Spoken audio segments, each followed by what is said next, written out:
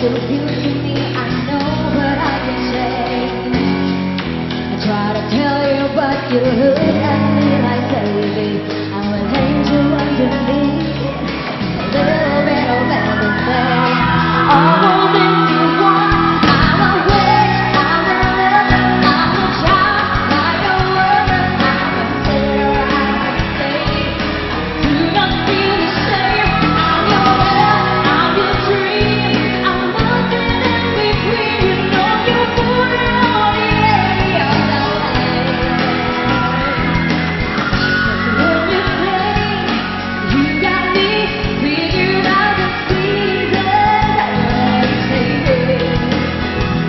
Yeah, I think it's cool to do what you do, and don't try to save me. I'm a child, like no other. I'm a sinner, I'm a saint. I shouldn't feel ashamed. I'm your dream.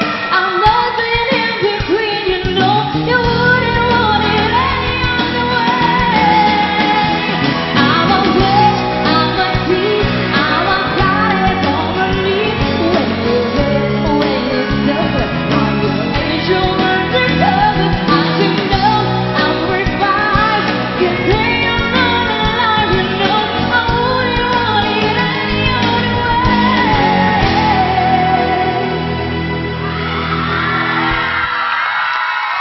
Alan! Number one, dancers, great job, Joanne. Thank you so much. You put so much class on this show. I'm not going to waste too much time talking. You know where you went, a little pitchy. You know where you couldn't hear. I want to give enough time for Charisse to explain to all of us why she chose that song. And I think, if I know Charisse, you're a genius. You're so young to make her grow up so quickly, but I'll let you have that time later. Tita Pelita, She's only 16, 16. and she's singing that song as if she is that person. Hindi ba, Allen? She's only 16. The only thing is, in the high notes, I didn't hear the high notes there, you know. So I don't know if I'm right or wrong, but I didn't hear the high notes that I should have heard, The Alan high notes.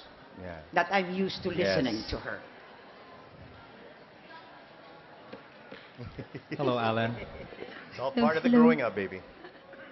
You know, it's a hard song to sing. Yes. It's a controversial song to sing. Nabanggit kanina sa video.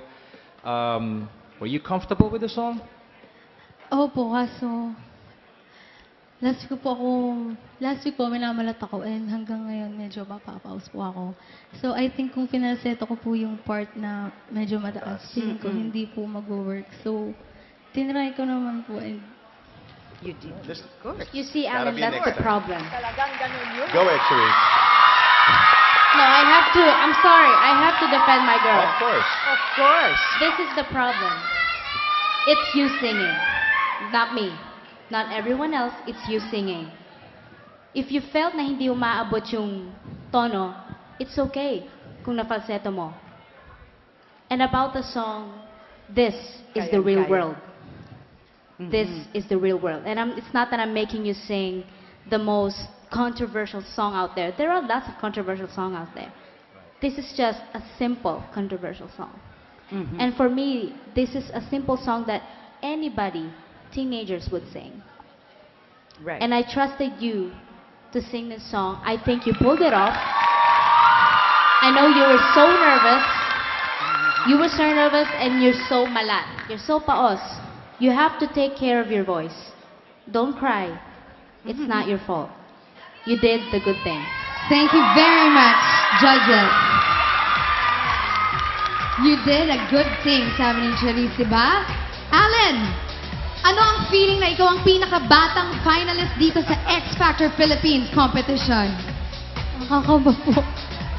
Ha? Nakakaba. Di ba? You liked your performance? Opo.